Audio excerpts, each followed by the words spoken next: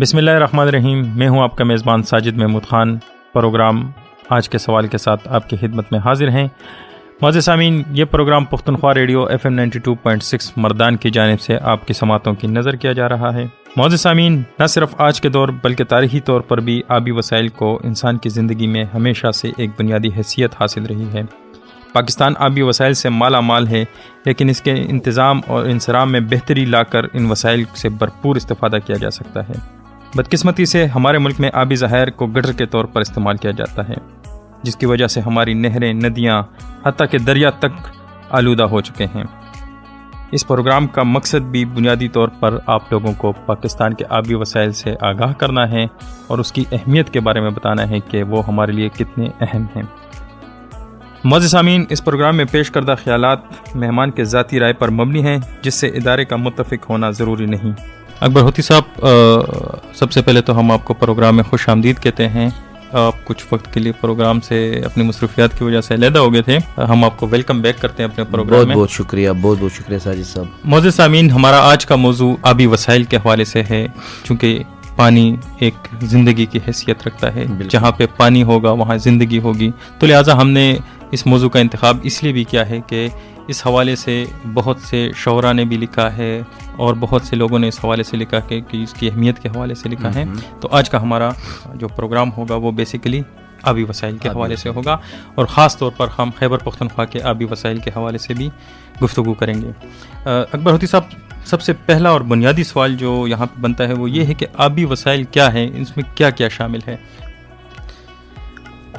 آبی وسائل وہ وسائل ہیں جو پانی سے جتنے بھی ذخائر ہے، پانی سے متعلق جتنے بھی ذخائر ہے، وہ آبی وسائل میں آتے ہیں. مثال کے طور پر ہم دیکھتے ہیں کہ پہاڑوں پہ جو گلیشیئرز ہیں وہ پانی کے شکل میں جھیل بن جاتے ہیں، اور پھر جھیل سے دریا بن جاتے ہیں اور وہ بہتے ہیں، تو وہ بھی پانی کے وسائل ہیں. یا بارش سے جو ہمیں پانی ملتے ہیں وہ بھی ہیں، اور یا جو زیر آب وسائل ہوتے ہیں زمین کے اندر، جیسے ہم کنویں بناتے ہیں یا دیگر جو بور کر دیتے ہیں، وہ بھی آبی وسائل میں آتے ہیں. لیکن بنیادی طور پر 3 وسیلے ایسے ہیں کہ گلیشیئرز، یعنی پہاڑوں پہ جو برپوش چادریں ہوتی ہیں اور پھر وہ مل ہو کر پانی بن جاتے ہیں، تو وہ ہیں بارش سے حاصل کردہ پانی ہیں. اور زیر زمین جو پانی کے وسائل ہیں وہ ہمارے پاس سب سے بڑے ذخائر میں شامل ہیں. ٹھیک.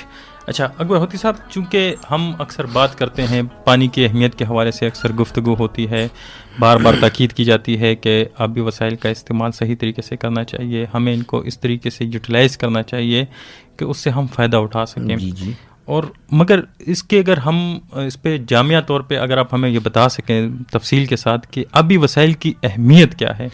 آبی وسائل جس طرح اللہ تعالیٰ قرآن کریم میں فرماتے ہیں کہ اللہ تعالیٰ نے ہر چیز پانی سے پیدا کیا ہے. بالکل. جس میں کچھ پیٹ سے چلتے ہیں، کچھ 2 پیر سے چلتے ہیں، کچھ 4 پایوں سے چلتے ہیں، اور بے شک اللہ تعالیٰ ہر چیز پہ قادر ہیں. بالکل بے شک. یعنی اس کا مطلب یہ ہے کہ پانی کے بغیر زندگی کا وجود ممکن نہیں ہے، پانی کے بغیر مومنٹ ممکن نہیں. بالکل. آپ کی یہ بات کو میں اس کے ساتھ اگر تھوڑا ایڈ کرنا چاہوں، جب یہ ناسا یا مختلف مشن جاتے ہیں خلا میں، تو وہ مریخ کے اوپر یا ایسے جگہوں پہ سب سے پہلے پانی کی تلاش کرتے ہیں کہ اگر پانی ہوگا تو زندگی ہوگی. تو زندگی ہوگی. آپ دیکھیے اس دنیا میں دیکھیں یا اور ممالک میں دیکھیں جہاں پہ دریا ہوتے ہیں، تو آپ یہ یوں سمجھ لیجئے کہ وہاں پہ انسانی تہذیب بہت ہی پرانی ہے.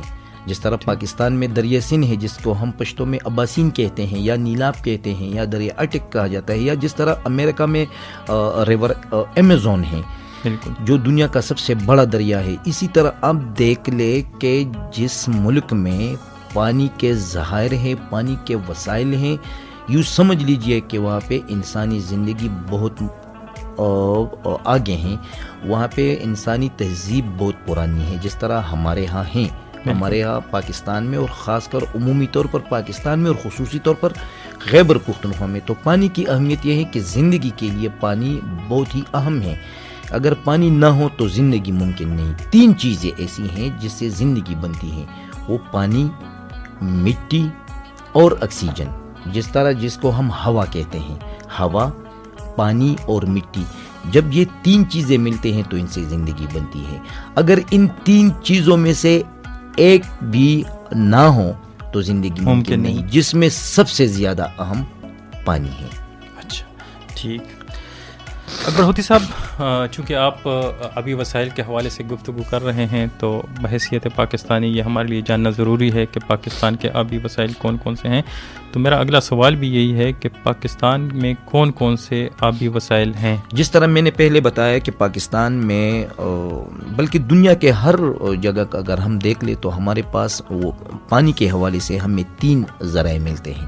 ایک یہ ہے کہ خدا تعالی جن کو جو ہمارے اونچی اونچی چوٹیاں ہوتی ہیں، یہ ہر جگہ ممکن نہیں ہے، لیکن پاکستان دنیا کا ایک ایسا خطہ ہے، خاص کر پاکستان میں کشمیر اور خیبر پختونخوا یا گلگت بلتستان، کہ یہاں پہ ایسے چوٹیاں ہیں، ایسے پہاڑی سلسلے ہیں جو آسمانوں کے ساتھ وہ مل جاتے ہیں، بالکل، جس پہ نہ ختم ہونے والے سلسلے ہیں برف کے، بالکل، گلیشیئرز کے. تو یہ گلیشیئر جب گرمیوں میں میلٹ یعنی پگھل جاتے ہیں تو ان سے پانی بن جاتے ہیں اور وہ دریا کے شکل میں ہمیں ملتے ہیں، جس سے ہم اریگیشن سسٹم چلاتے ہیں، جس سے ہم ہائیڈرو پاور یعنی بجلی بناتے ہیں، جس سے ہم دیگر بہت سارے فوائد حاصل کرتے ہیں. دوسرا جو ہمارے ساتھ قسم ہے وہ زیر آب وسائل ہیں. زیر آب وسائل بھی ہر جگہ ممکن نہیں. مثال کے طور پر پاکستان میں وادی پشاور جو ہے نا وہ زیر آب پانی کے لیے بہت ہی مشہور ہیں کہ یہاں زمین کے نیچے جو پانی آسانی ہمیں بور کے ذریعے مل سکتے ہیں. تو دوسرا ہمارے ساتھ یہ ذخیرہ ہے. تیسرا جو ہے وہ ہمیں بارش کی شکل میں ہمیں ملتی ہیں، جو پاکستان میں سالانہ 30%، 20%، 25% اس طرح کے جو ہے نا ہم دیکھتے ہیں کہ بارش ہوتی ہیں، اور وہ اکثر اوقات وہ بارش جو ہے نا ہمارے اریگیشن سسٹم کے لیے کارآمد ثابت ہو سکتی ہے. ہمارے پاس تو ہمارا ملک غریب ملک ہے، تو ہمارے پاس ایسی ٹیکنالوجی نہیں ہے کہ ہم بارش کی جو پانی ہے اس کو اس کی واٹر پروسیسنگ کر لے، ہم اس کو پینے کے لیے ذخیرہ کر کے پینے کے لیے استعمال کریں. تو یہ تین ہمارے پاس جو موجودہ ذخیرے ہیں یا ذخائر ہیں وہ یہ ہیں کہ پہاڑوں کے ذرائع جو گلیشیئر کے شکل میں ہیں، زیر آب وسائل اور پانی کے وسائل. یہ ہمارے پاس تین وسائل ہیں، جس میں سب سے زیادہ اہم جو ہے ہم ملتے ہیں، جس پہ ہم کافی فوائد ان سے حاصل کرتے ہیں، وہ ہمارے پاس جو ہے نا گلیشیئر ہیں. ٹھیک. اچھا، یہ آپ جو گلیشیئر کے حوالے سے گفتگو کرتے ہیں تو اس حوالے سے بھی مختلف رپورٹس میں دیکھا گیا ہے، مختلف جگہ پر ہم یہ پڑھتے بھی ہیں، سنتے بھی ہیں کہ گلیشیئرز کو مختلف خطرات درپیش ہیں. بالکل. اور اگر ہم دیکھیں تو یہ زیر زمین پانی کے حوالے سے بھی یہی بات کی جاتی ہے. تو اب یہ کون سے خطرات ہیں، کون سے مسائل ہیں جو ان کو درپیش ہیں، جس کی وجہ سے یہ خطرہ ہے کہ یہ وسائل میں کمی آ سکتی ہے یا اس کو یہ پولوٹڈ ہو سکتے ہیں؟ کون سے ایسے مسائل ہیں؟ بہت اہم سوال کیا ساجد صاحب. اور ہمارا جو آج کا موضوع ہے خاص طور پر ہم سامعین کو یہ بتانا چاہیں گے کہ کون سے چیلنجز ہیں، کون سے تھریڈ ہے جو ہم اس کو فیس کریں. خاص کر پاکستان میں ایک کتاب لکھا ہے اسٹیفن سولومون جو امریکن جرنلسٹ ہے، تو انہوں نے ایک پریڈکشن دی ہے، انہوں نے ایک پیشن گوئی دی ہے کہ 21ویں صدی پانی پہ جنگوں کی صدی ہوگی. یعنی پانی اتنا اہم وسیلہ ہے زندگی کے لیے. اس طرح 20ویں صدی پیٹرولیم پہ جنگوں کی صدی تھی، یعنی تیل کے ذخائر کے حوالے سے اہم تھا. تو 21ویں صدی کیونکہ گلوبل وارمنگ بہت تیزی کے ساتھ جو ہے نا وہ وسائل کو ختم کر رہی ہے. گلوبل وارمنگ ہے کیا؟ گلوبل وارمنگ یہ ہے کہ ماحول میں جو گرمی ہے وہ تیزی کے ساتھ بڑھتی جا رہی ہے، کیونکہ پوری دنیا جو ہے نا وہ زراعت سے انڈسٹریلزم میں تبدیل ہو چکا ہے، انڈسٹریلائزیشن کی طرف جا رہے ہیں، اربنائزیشن کی طرف جا رہے ہیں، درختوں کی کٹائی تیزی کے ساتھ ہو رہے ہیں، پہاڑوں پہ جو درخت ہیں وہ اکڑ رہے ہیں، وہ کاٹے جا رہے ہیں. تو اس کی وجہ سے ہمارے جو پانی کے ذخائر ہے وہ بری طرح متاثر ہو رہے ہیں. اور وہ یہ ہیں کہ جب ہمارے پاس ماحول گرم ہوتا ہے تو گلیشیئر جلدی مل جاتے ہیں, اور جب وہ جلدی مل جاتے ہیں تو ہمارے پاس وسائل کم ہوتے جا رہے ہیں. اسی وجہ سے اسٹیفن سولومون نے کہا ہے کہ اگر ماحول کو ٹھنڈا نہ رکھا جائے, درختوں کو نہ اگایا جائے, یا جنگلات کو اگر ریوائول نہ کیا جائے, تو ممکن ہے کہ ہمارے پاس گلوبل وارمنگ جو ہے نا ہم اس کا مقابلہ نہیں کر سکیں گے, اور پانی کے جو مسائل ہے وہ اس کو ہم فیس کرتے رہیں گے. بدقسمتی سے پاکستان میں پاکستان ایسا ملک ہے کہ یہاں پہ پبلک اویئرنیس کی کمی ہے. ہم دیکھتے ہیں جس کو پتہ نہیں اردو میں کیا نام دیا جاتا ہے, لاچی جس کو ہم پشتو میں کہتے ہیں, وہ ہم ایسے علاقوں میں اگاتے ہیں کہ وہاں پہ زیر زمین پانی کے وسائل ہوتے ہیں, اور لاچی اس کے لیے بہت خطرناک ہوتا ہے کیونکہ وہ نیچے سے تقریباً ڈیلی بیس پہ 8 گیلن پانی جو ہے نا وہ اپنے سینے میں جو ہے نا وہ جمع کر دیتی ہے. تو یہ ہے کہ گلوبل وارمنگ ماحول میں جو دنیا آپ نے جو لفظ استعمال کیا انڈسٹریلائزیشن کی طرف, اربنائزیشن کی طرف جا رہے ہیں, تو وہ جو اس وجہ سے جنگلات ختم ہو رہے ہیں, اور جنگلات جب ختم ہو رہے ہیں تو گلوبل وارمنگ میں تیزی آتی جا رہی ہے, تیزی آتی جا رہی ہے, اور اس کی وجہ سے ابھی وسائل کو خطرات اس کو کنٹرول کرنے کے لیے انوائرمنٹ کو جو ہے نا اس کو بچانا ہوگا. اس کو کس طرح بچانا ہوگا؟ جنگلات کے ذریعے اس کو بچانا ہوگا. اس کو کس طرح سے کنٹرول کرنا ہوگا؟ اس کو پبلک اویئرنیس کے ذریعے کنٹرول کرنا ہوگا. اس کو کس طرح ہوگا کہ ہم پانی کا جو استعمال ہے وہ اس کو طریقے سے کر لیں. بالکل. اور اس میں مزید تحقیق ایسی ہونی چاہیے کہ مختلف ایسے طریقے جن کے ذریعے سے ہم ان مسائل پہ قابو پا سکیں, اس کو ترویج دینی ہوگی. بالکل. انڈسٹریلائزیشن کو اس طریقے سے کرنا ہوگا کہ مطلب ہم اپنے وسائل کا بے دریغ استعمال بھی نہ کریں, وہ بھی برقرار رکھیں, اور ساتھ میں ہماری ترقی بھی ممکن ہو سکے. ساجد صاحب, آپ کے آبزرویشن میں آیا ہوگا, میں تو جب دیکھتا ہوں, چونکہ میں نے ایک ڈگری حاصل کی ہے پانی کے وسائل کے حوالے سے, مجھے بہت درد ملتا ہے جب میں دیکھتا ہوں کہ لوگ پانی کا بے دردی کے ساتھ استعمال کرتے ہیں, خاص کر مسجدوں میں, اداروں میں, سرکاری اداروں میں, اسکولوں میں, گھروں میں بے دردی کے ساتھ نلکے کو بالکل رواں دواں رکھ کر اس کو یہ احساس تک نہیں ہوتا کہ ایسے علاقے بھی ہیں جہاں پہ پینے کے لیے پانی نہیں. اور ہمارے ہاں خاص کر خیبر پختونخوا میں لوگوں کو اس کا احساس نہیں ہے کہ ہم پانی کے وسائل ہے, جن کے پانی کے جو ذخائر ہے, ہم اس کو کنٹرول میں رکھ کے اور ان کا استعمال طریقے کے ساتھ کر لیں. بالکل.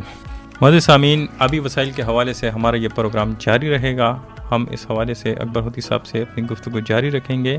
اس دوران آپ کو ایک وقفے کی طرف لے چلتے ہیں, جس کے دوران آپ ایک خوبصورت کلام سے لطف اندوز ہو سکتے ہیں.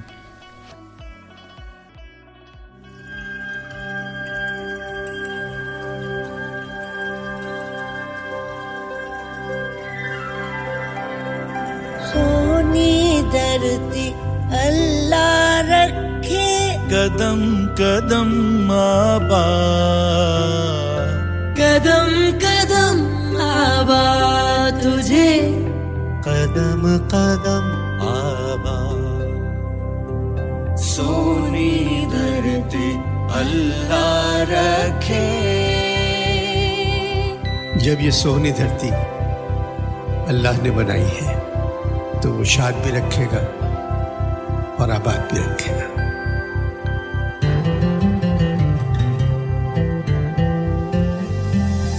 تیرا ہر ایک ذرہ ہم کو اپنی جان سے پیارا, تیرے دم سے شان ہماری, تجھ سے نام ہمارا.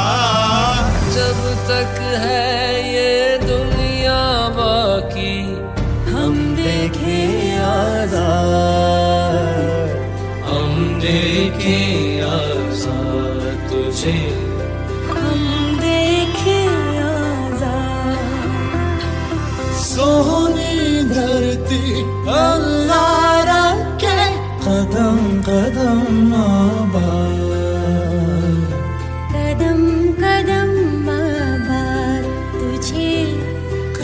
कदम आबाद, सोहनी धरती अल्लाह रखे।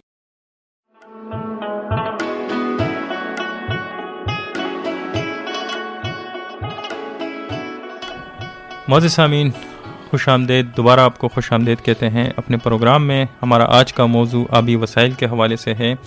अगर आपके मुशाहिदे में ऐसी कोई बात आई है जिसमें आपने मुशाहिदा किया हो कि कहीं पर आबी वसाइल का बेदरीग इस्तेमाल हो रहा है या पानी को ज़ाया किया जा रहा है, तो आप कमेंट्स में हमें बता सकते हैं ताकि हम उसको अपने आने वाले प्रोग्रामों में उसका जिक्र कर सकें या उस हवाले से गुफ्तगू कर सकें। अकबर होती साहब, जैसे कि आपने कहा कि आपके मुशाहिदे में ये बात आई है कि हमारे लोग अक्सर पानी का बहुत बेदरीग इस्तेमाल करते हैं, तो मैंने देखा है कि हमारे जो खैबर पख्तूनख्वा में जितना पानी ज़्यादा है, नहरें ज़्यादा हैं और कुदरती चश्मे हैं, तो उस लिहाज से लोगों में उस तरह की शऊर और अवेयरनेस नहीं है। मगर मैं इसकी तफसील में जाने से पहले चाहूँगा कि आप जो ख़ुसूसन खैबर पख्तूनख्वा के आबी वसाइल हैं, जी जी, उस पर कुछ रोशनी डालें, उस हवाले से हमें बताएं कि कौन कौन से हैं या उनकी क्या अहमियत है। खैबर पख्तूनख्वा दुनिया का एक हसीन तरीन, पाकिस्तान का एक ऐसा हसीन तरीन हिस्सा है जहाँ पर कुदरत ने 4 मौसमों से नवाजा है। इसके अलावा पहाड़ों के सिलसिले, मैदानों के सिलसिले, जंगलात और मादनियात, ये सब कुछ जो है ना कुदरती वसाइल से मालामाल सूबा है पाकिस्तान का। ख़ास कर हम जब अपने लिटरेचर को की तरफ रुजू करते हैं तो इसमें हम अक्सर औक़ात पानी का जिक्र बहुत ज़्यादा जो है ना हमें सुनने में मिलता है। इसका बुनियादी वजह है कि खैबर पख्तूनख्वा पानी के हवाले से एक मालामाल सूबा है। तारीखी तौर पर ये मालामाल रहा है। बिल्कुल। और एक तहकीक के मुताबिक तकरीबन 80% पानी के वसाइल खैबर पख्तूनख्वा, पूरे मुल्क के 80% पानी के जो वसाइल हैं वो खैबर पख्तूनख्वा से उनका ताल्लुक है। खैबर पख्तूनख्वा जिस तरह कश्मीर, गिलगित बल्तिस्तान, इसी तरह खैबर पख्तूनख्वा भी कोई हिमालय और कोई हिंदकुश के दामन में वाक़े एक ज़रख़ेज़ सरज़मीन है, जो कोई हिमालय और कोई हिंदकुश के जो बर्फानी पहाड़ हैं, जो सिलसिले हैं, उनके जो ग्लेशियर्स मिल जाते हैं तो वो दरिया बनकर कहीं दरिया स्वाद बन जाता है, कहीं दरिया चतराल बन जाता है, कहीं दरिया कुन्हार बन जाता है, कहीं दरिया कुनड़ बन जाता है, कहीं हम दरियाए सुलेमान इसको कहते हैं, लेकिन कोई सुलेमान से सिलसिले आते हैं तो कई दरिया योब बन जाता है। तो ये सारे दरिया जब तक कोट के जरिए के रास्ते दरिया अब्बासीन खैबर पख्तूनख्वा में दाखिल हो जाता है खैराबाद के मुकाम पर, और उनसे दरिया स्वात और दरिया पंचकोड़ा दरिया काबल के साथ मिल जाते हैं, तो फिर इन तमाम दरिया खैराबाद के मुकाम पर अब्बासीन के साथ मिल जाते हैं। मंजर भी पेश करते और हैं। हसीन मंजर भी पेश करते हैं। लेकिन ये तो दरिया की बात है कि इतने सारे दरिया हैं खैबर पख्तूनख्वा में। मैंने बहुत सारे नाम जो है ना वो मैं भूल चुका हूँ, लेकिन ये मैंने बड़े बड़े नाम बताए। दरिया काबल जो है ना 700 किलोमीटर उसकी लंबाई है, दरिया स्वात है, दरिया पंचकोड़ा है जो 400 और 700 किलोमीटर पर मुहित है। इसी तरह दरिया चतराल है, दरिया चतराल वाहिद दरिया है जो अफगानिस्तान में दरिया कुनड़ बन जाता है और पाकिस्तान में दरिया चतराल बन जाता है। ये सारे दरिया फिर काबल के साथ मिलकर अब्बासीन में जो है ना वो गिरते हैं, वो अब्बासीन के साथ मिल जाते हैं। ये तो दरिया बिल्कुल। इसके अलावा साजिद साहब, हम जब जिक्र करते हैं तो खैबर पख्तूनख्वा पाकिस्तान का वो वाहिद सूबा है जहाँ पर आलमी सतह के झील वाक़े हैं। झील और वो झील है कैसे, मैं एक एक करके आपको बताऊंगा। आंसू झील, यानसू झील ये वादी कान में वाक़े है जिसकी बुलंदी 13,927 फुट है। आंसू झील और कोई हिमालय के सिलसिले से ताल्लुक रखती है। ये झील एक ऐसे मुकाम पे वाक़े है जहाँ पहुंचना बहुत मुश्किल काम है। देखिए, हैरानगी की बात है, ताज्जुब की बात है कि वहाँ पे पहुंचना भी मुश्किल है। ये झील से पुलमलुक झील से तकरीबन 3000 पुलिंटी पे वाक़े है। झील से पुलमलुक तो आपका उसका नाम तो सुना होगा आप शायद, वहाँ पे गए भी हैं, बहुत सियाहती मकाम भी है। आंसू झील जो है ना, ये इसका शिक्ल भी आंसू जिस तरह है। अच्छा, इस वजह से इसको आंसू झील कहा जाता है। یہ جھیل سے پل ملوک سے 3000 فٹ بلندی پہ واقع ہے، اور یہ پانی کا ایک بہت بڑا وسیلہ، ایک بہت بڑا ذخیرہ ہے. اور جھیل سے پل ملوک سے جو راستہ اس کو جاتے ہیں وہ بہت کٹھن راستہ ہے، جہاں سے انسانوں کا گزرنا بھی بہت محال ہے اور مشکل ہے. اس کے بعد جو ہمارے پاس دوسرا جھیل ہے دودھی پتسر کا نام آپ نے سنا ہوگا. یہ بھی پانی کا ایک بہت بڑا ذخیرہ ہے ہمارے پاس. یہ جھیل بھی کوہ ہمالیہ کے سلسلے میں وادی کاغان منصرہ میں واقع ہے. یہ جھیل جو کہ زمین سے 12500 فٹ کے بلندی پہ واقع ہیں. اس کے ارد گرد برف پوش پہاڑی سلسلے واقع ہیں. دودھی سپید اور سر کا مطلب ہے جھیل، یعنی سپید جھیل. اس کا مطلب ہے سپید جھیل. دودھی کا مطلب ہے سپید اور سر کا مطلب ہے جھیل. یہ مقامی زبانوں میں اس کے نام پڑ گئے ہیں. تو سپید جھیل، یہ جھیل نیشنل پارک کا حصہ ہے. ہمارے جو نیشنل پارک ہے نا، یہ ڈکلیئر ہوا ہے، یہ اس کا حصہ ہے. اور سیاحوں کے خصوصی دلچسپی کا بھی باعث ہے. یعنی یہ ہمارے جو سیاحتی صنعت ہے اس میں بھی کردار ادا کرتا ہے. ایک طرف یہ تو پانی کے ایک وسیلہ ہے، پوری کر رہا ہے، تو دوسری طرف یہ جو ہمارے ٹورسٹ ہیں اس کو بھی اٹریکٹ کر رہے ہیں، اور ان سے بھی ہمیں معاشی طور پر فائدہ حاصل ہو سکتا ہے. اس کے بعد جو ہمارے پاس لولو سر جھیل ہے. لولو سر جھیل، یہ جھیل ناران سے 3 کلومیٹر کے فاصلے پہ چلاس روڈ پہ واقع ہیں. اور یہ دریائے کنہار کو پانی دینے کا ایک آسان ذریعہ بھی ہے. کنہار وہ دریا ہے جو خیبر پختونخوا کے پہاڑی سلسلوں سے نکل کر پنجاب میں داخل ہوتا ہے مانسیرا کے ذریعے. لیکن یہ ذریعہ خیبر پختونخوا کا ہے کنہار. اور کنہار کو جو پانی کے ذخائر دیتے ہیں، پانی کا وسیلہ دیتے ہیں، وہ لولوسر دیتے ہیں. یہ جھیل 11190 فٹ کے بلندی پر واقع ہیں. اس کو دیکھ لیں کتنے بلندی پر. تو اگر یہ جھیل اتنے بلندی پر واقع ہیں تو ہماری جو چوٹیاں ہیں وہ کتنے، ہمارے جو برف پوش پہاڑی سلسلے ہیں تو وہ کتنے بلندی پر واقع ہوں گے. اس کے بعد جو ہے نا جھیل سے پل ملوک کا نام تو ہوگا. یہ بہت معروف اور شہرت یافتہ جھیل ہے جہاں ملک بھر اور بین ممالک سے سالانہ ہزاروں کی تعداد میں لوگ آتے ہیں، اس کو دیکھنے کے لیے آتے ہیں، سیاح آتے ہیں. یہ ناران سے 10 کلومیٹر کے فاصلے پر واقع ہیں اور اس کی بلندی ہے 10,500 فٹ. یہ سطح سمندر سے اس کی بلندی 10,500 فٹ ہے. اور اس کا تسمیہ، وجہ تسمیہ کیا ہے؟ وجہ تسمیہ یہ ہے، ایک طرف یہ تو یہ سیاحوں کے لیے اٹریکشن کا باعث ہے، دوسری طرف یہ پانی کا ذریعہ ہے، تیسری طرف اس کے ساتھ ہمارا فولکلور وابستہ ہے. اور وہ یہ ہیں کہ جو سیف الملوک اور بدر جمالہ کا مشہور فولکلوری اور رومانٹک داستان ہے، یہ اس کے حوالے سے بھی مشہور ہے. اس کے علاوہ ہمارے پاس جو اگلا جھیل ہے مہوڈنڈ کا نام، یہ وادی سوات کے کالام کے مقام پر واقع ہیں جو اپنی قدرتی حسن جمال کی وجہ سے کافی شہرت رکھتا ہے. یہ بھی سیاحوں کے لیے بہت پرکشش ہیں. اور اس کا جو بلندی ہے 9,600 فٹ بلندی پہ یہ واقع ہے. 9,600 فٹ بلندی پر. اس کے ارد گرد حسین ترین جنگلات بھی واقع ہیں. آپ نے دیکھا ہوگا کلام سے یہ آگے ہیں مہوڈنڈ. اور اس جھیل کے ارد گرد جنگلات کے نہ ختم ہونے والے سیریز ہے، سلسلے ہیں. اس کے بعد کنڈول جھیل ہے ہمارے پاس، کنڈول. اور یہ اس کو کنڈول اس لیے کہا جاتے ہیں کہ یہ پشتوں میں کنڈول، جس کو ہم پینے کے لیے ایک برتن ہے ہمارے پاس، مگ تو ہم نہیں کہہ سکتے لیکن ایک باؤل کی شکل ہوتا ہے جس کو ہم کنڈول کہتے ہیں. اس کا شکل بھی کنڈول جیسا ہے، پشتو کا نام ہے. یہ کنڈول جھیل بھی وادی سوات میں واقع ہے جس کی بلندی 9,950 فٹ ہے.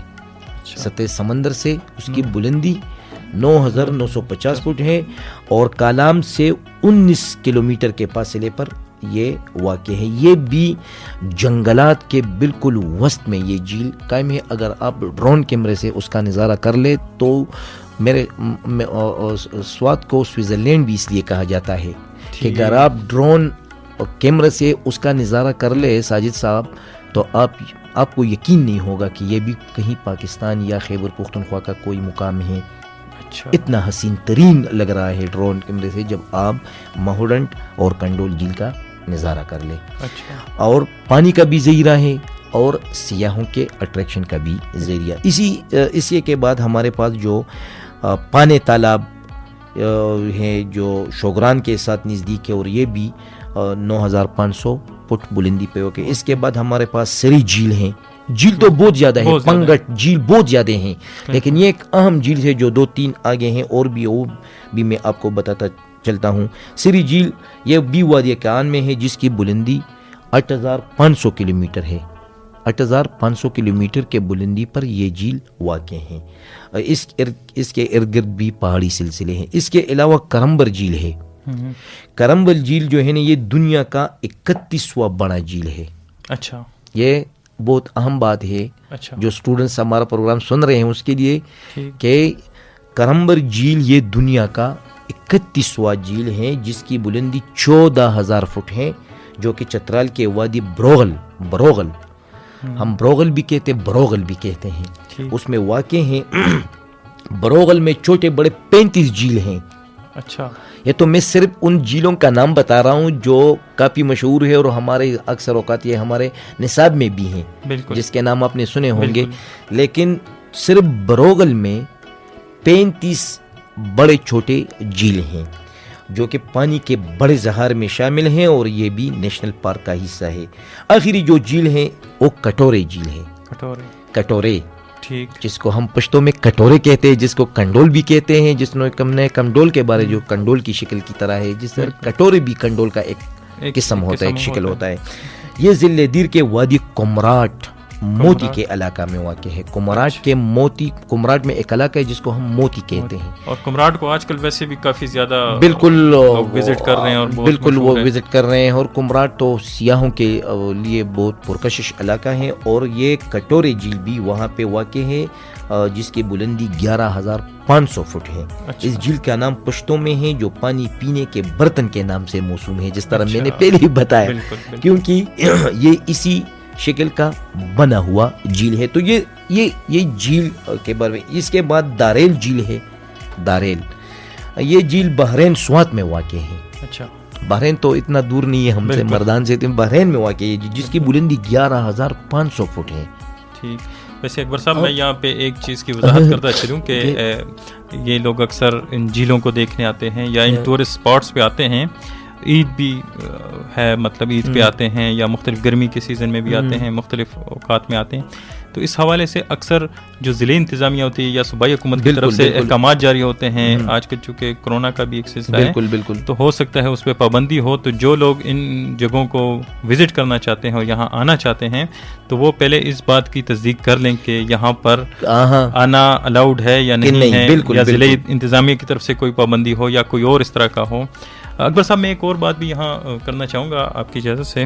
مجھے آپ کی بات کے بیچ میں ایک اور بات بھی یاد آ گئی کہ حکومت کی طرف سے سوات موٹر وے جو بنائی گئی ہے تو میرا خیال ہے اس سے جو لوگ ہمارے جو بھائی پنجاب سے آتے ہیں یا پشاور سے بھی یا ایون مردان سے جو لوگ جانا چاہتے ہیں سوات کی طرف, بحرین کی طرف, کالام کی طرف یا اور اس طرح کے علاقوں میں, تو اس میں سوات موٹر وے بہت زیادہ فائدہ دے سکتی ہے. بالکل. اور ایک بہت اچھا ایک ہے, ٹورزم کا اقدام ہے. ٹورزم کے حوالے سے بھی اور آمد و رفت کے حوالے سے بھی لوگوں کے لیے بہت آسانی پیدا ہوئی ہے. کچھ کام اس میں رہ گئے ہیں یہ وقت کے ساتھ ساتھ بالکل انشاءاللہ, لیکن خاص کر سیاحتی صنعت کے فروغ کے لیے یہ سڑک جو ہے نا جس کو ہم ایکسپریس وے کہتے ہیں وہ ایک اہم کردار ادا کر سکتا ہے.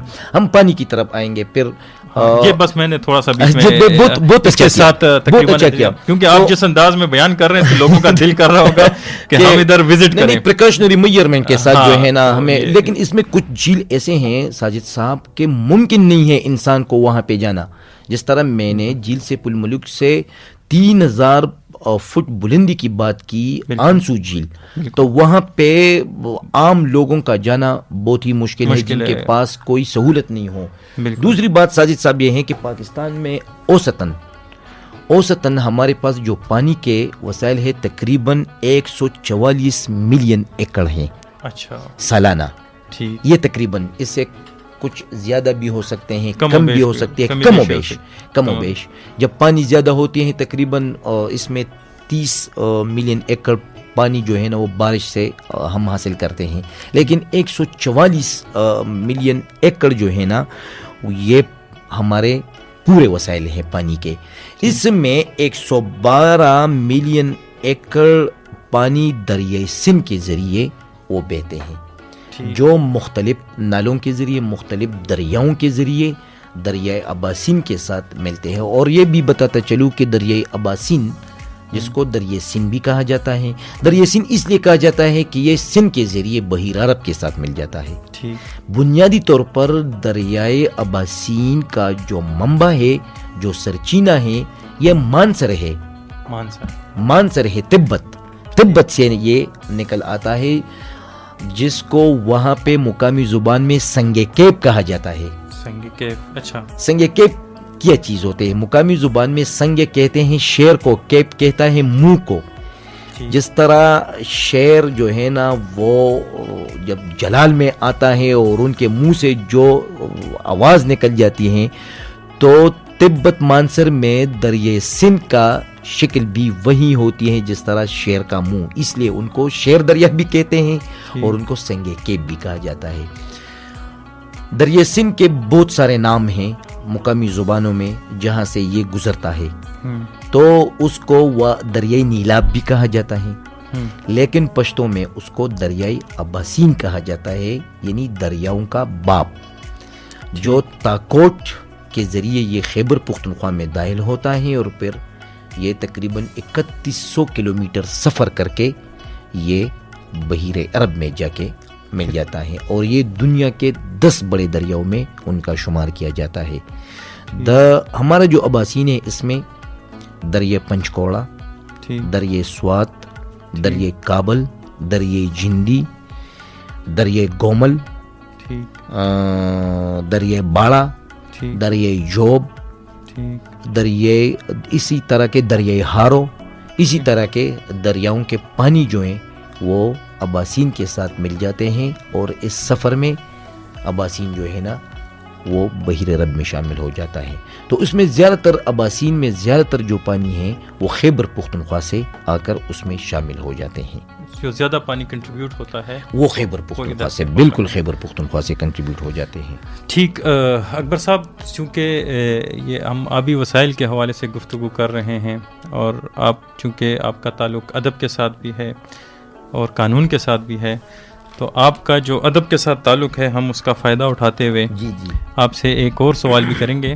مگر معزز سامعین, اکثر آپ نے دیکھا ہوگا کہ آبی وسائل یا مختلف جو ہمارے قدرتی وسائل ہوتے ہیں اس کا ذکر شعر و شاعری میں بھی آتا ہے, تشبیہات کی شکل میں بھی آتا ہے.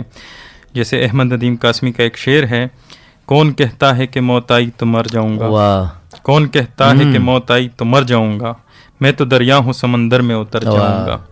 اور اسی حوالے سے میں چاہوں گا کہ آپ ہمیں بتائیں کہ آبی وسائل کے حوالے سے جو ادب میں جو ذکر ہے, یا ادب میں جو اس کا اگر کوئی اس طرح کی تشبیہ دی گئی ہے یا ذکر کیا گیا ہے, یا یہ جو آبی وسائل تھے یہ کتنا غالب تھے ہمارے ادب کے اوپر, میں چاہتا ہوں کہ اس حوالے سے آپ ہمارے سننے والوں کو کچھ بتائیں. ہمارا جو پشتو لٹریچر ہے یہاں پہ تو تقریباً خیبر پختونخوا میں سب سے بڑا زبان جو ہے نا پشتو ہے, جو کہ 75% تک کے لوگ جو ہے نا وہ پشتو بولتے ہیں.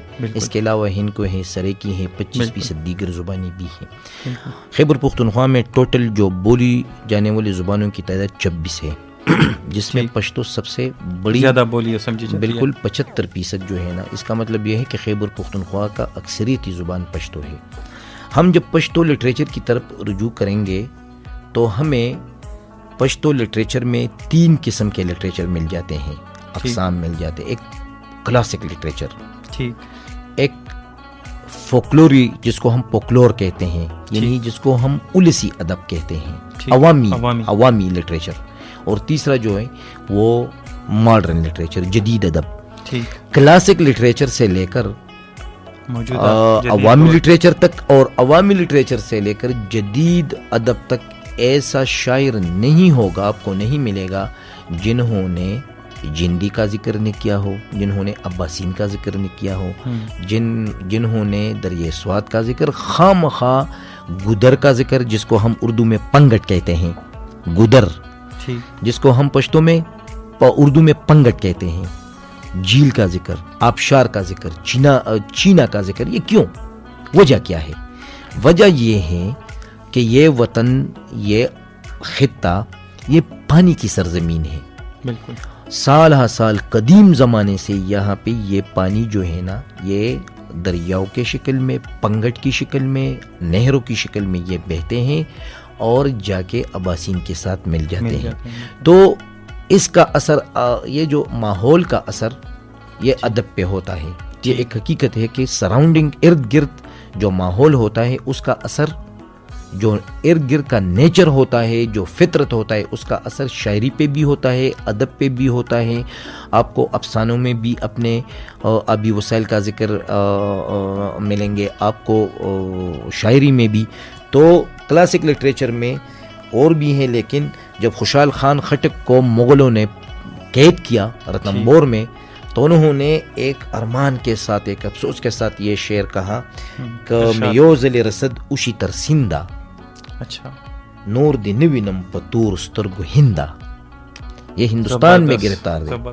وہ افسوس کہ اگر ایک یہ، چونکہ وہ دریا اٹک کے کنارے خوشحال بابا رہتے تھے، لنڈیسن اس کو ہم پشتوں میں دریائے کابل کو کہتے تھے. وہ رہتے تھے اکوڑی کے مقام پر. اکوڑی کا جو مقام ہے یہ بالکل دریا کے کنارے ہیں. اچھا. تو انہوں نے رتنبور کا جو قید کاٹ رہے تھے خوشحال بابا، غالباً یہ اورنگزیب عالمگیر کا دور تھا، تو وہ قید میں کس چیز کا ارمان کرتے ہیں کہ میو زل رسدوشی ترسندہ، جب ایک مرتبہ میں دریا اٹک تک پہنچ جاؤ، نور دی نوینم پدیسترگو ہندا، نور دی نوینم پتورسترگو ہندا، پھر میں ہندوستان کی طرف کبھی نہیں دیکھ پاؤں گا. یعنی ہندوستان اس وقت ایک بہت بڑا امپیریل تھا، دلی ایک بہت بڑا شہر تھا، بالکل امپائر تھا، اور وہ اس کو بھی اپنے دریا کے کنارے جو ہے نا، اس کا جو ساحل ہے اس پہ قربان کر دیتا ہے. تو یہ ہمارے کلاسک لٹریچر میں. اس کے علاوہ انہوں نے تو بہت سارے اشعار لکھے ہیں خوشحال خان خٹک نے. دلنڈی اوب خغا گانا خوشحال چی یادیگی پ جنت کی جوئی دا شیر. تو رحمان بابا نے، رحمان بابا کی جو شاعری ہے یا اس کا جو زمانہ ہے اس کو ہم کلاسک، بالکل کلاسک، یہ کلاسک دور ہے. رحمان بابا نے پانی کی اہمیت پر پوری نظم لکھا ہے. اچھا. پانی کی اہمیت، اس کا کچھ شعر ہے. ہر چکختی پ باران او پسیلاب وی، دہغو عمر بواڑ پازاب وی، خغ ملک چ پکی سین اور رودبار نوی. وہ ملک جہاں پہ دریا اور رودبار ہم پنگٹ اکثر گدر یا دریا یا آبی گزرگاہ اس کو ہم کہتے ہیں. خغ ملک چ پکی سین اور رودبار نوی، دہکانان بے ہم خانہ خراب وی. دہکان کھیتی باڑی کرنے والے کو کہتے ہیں کہ اگر جو ملک جہاں پہ کوئی دریا نہ ہو، کوئی رودبار نہ ہو، کوئی آبی گزرگاہ نہ ہو، یوں سمجھ لیجئے کہ یہاں کے جو کھیتی باڑی کرنے والے ہیں، جو کاشار ہیں، وہ سارے خانہ خراب ہوں گے. یہ رحمان بابا نے ایک پورا نظم لکھا ہے. دا اسمان تب استرگی وی خطلے، دا باران لے انتظار بے خواب وی، لکا سوک چے تلویے پکڑی کے، دا ہغی مائی پتور بکباپی، دو بو لڑے رڑے قیمتیا، لرگی لوخی مرداب پا منجلاب وی. یعنی انہوں نے کہا کہ اگر پانی کے ظاہر آپ کے پاس نہ ہو تو پھر آپ آسمان کی طرف دیکھیں گے، بالکل آپ آسمان کی طرف دیکھیں گے، آپ بارش کی منتظر ہوں گے، آپ جو ہے نا سیلاب کے منتظر ہوں گے، اور آپ کی زندگی اجیرن ہوگی، آپ کا زندگی جو ہے نا وہ ٹھیک نہیں ہوگی. تو رحمان بابا نے اس وقت 400 سال پہلے پانی کی اہمیت پہ ایک پورا نظم لکھا. اور کیوں لکھا ہے؟ کیونکہ رحمان بابا کا زندگی جو ہے نا وہ بھی دریائے کابل کے کنارے، بالکل جو ان کا علاقہ تھا، بالکل وہ جو ہے نا نزدیک تھے، دریائے کابل کے ساتھ بھی نزدیک تھے، جندی اور ان کے علاقوں کی پشاور والی پشاور میں وہ رہتے تھے، باڑہ کے ساتھ وہ بھی نزدیک تھے. تو علی خان بھی ایک پشتو، عبدالحمید مومن دبوسے پسوال یہ ہاتھ د وصل داد کڑم د گٹگی شپسین کے ناگمان ڈب. ناگمان ہمارے ایک دریا کا نام ہے جو انہوں نے اپنے شعر میں یاد کیا ہے. دغ سین د اباسین چلی دل کیگی لدریاب میں دوخ کو نری جوئی لاڑ، اور علی خان بابا کہتے ہیں بے آب بے حرمت پکی اسی. یہ بہت اہم شعر ہے. اچھا. حمید بابا نے تو صرف دریا کا ذکر کیا ہے اپنے عباسین کا اور ناگمان کا, لیکن علی خان بابا کیا کہتے ہیں, وہ بھی 400 سال پہلے انہوں نے بے آب بے حرمت پکی اسی خغزے کے دو وطن شمے وینا. اگر آپ کا یہ وطن بھی ہو جو بے آب بے گیا ہو تو ان سے دوری اختیار کر لو, کو چھوڑ دو. زبردست.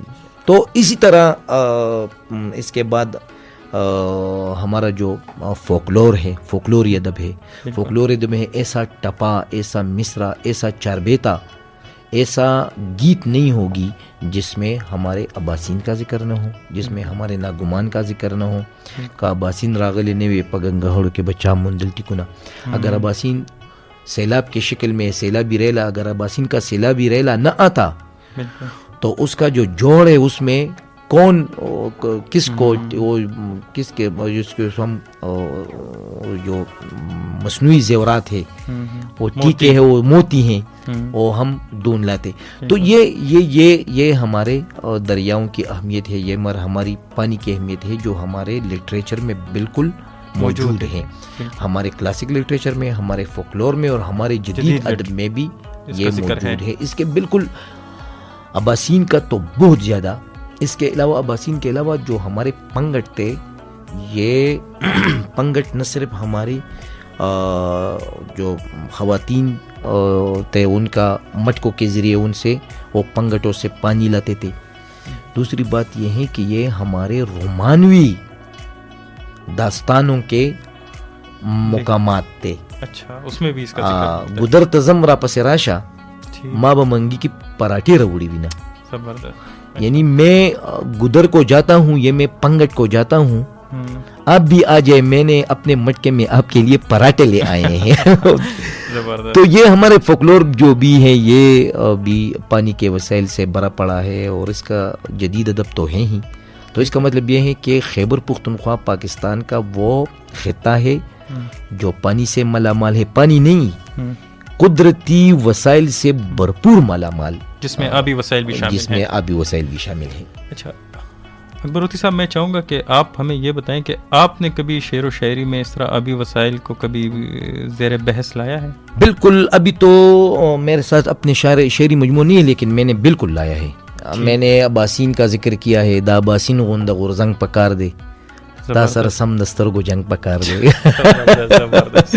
تو میں نے پشتو شاعری میں عباسین کا ذکر کیا ہے, اپنے پنگٹ کا ذکر کیا ہے. مجھے ابھی یاد آ رہے ہیں کہ زی پشیر و پغزل کستائم دا کلپانے گدر برنگ روڑی, یہ میرا ایک شعر ہے کہ میں اپنی شاعری میں اس کا تذکرہ کرتا ہوں تو یہ رنگ لائے گا ہمارا جو کلپانی ہے, ہمارا جو گدر ہے, پنگٹ ہے, بالکل مشہور کالا پانی سے نکلا ہے کلپانی جس کو ہم کہتے ہیں. تو یہ دریائے سوات کا جو جس کو ہم کسوات نیر کہتے ہیں یہ وہی ہیں, تو اس کو ہم کلپانی بھی کہتے ہیں. تو میں نے اپنے شاعری میں بہت ہی ذکر کیا ہے آبی وسائل کا. ٹھیک. معزز سامعین, یہ تھا ہمارا آج کا پروگرام آبی وسائل کے حوالے سے, جس میں ہم نے آبی وسائل کا ذکر کیا, پاکستان میں آبی وسائل کے حوالے سے بات کی, اس کی اہمیت کے حوالے سے بات کی, اور لٹریچر خاص طور پر پشتو لٹریچر میں اس کے ذکر کے حوالے سے بات کی. معزز سامعین, آبی وسائل کے حوالے سے اس پروگرام کا اختتام بدر بشیر صاحب کے اس شعر سے کرنا چاہوں گا. اگر فرصت ملے پانی کی تحریروں کو پڑھ لینا, اگر فرصت ملے پانی کی تحریروں کو پڑھ لینا, ہر ایک دریا ہزاروں سال کا افسانہ لکھتا ہے, ہر ایک دریا ہزاروں سال کا افسانہ لکھتا ہے. خدا حافظ.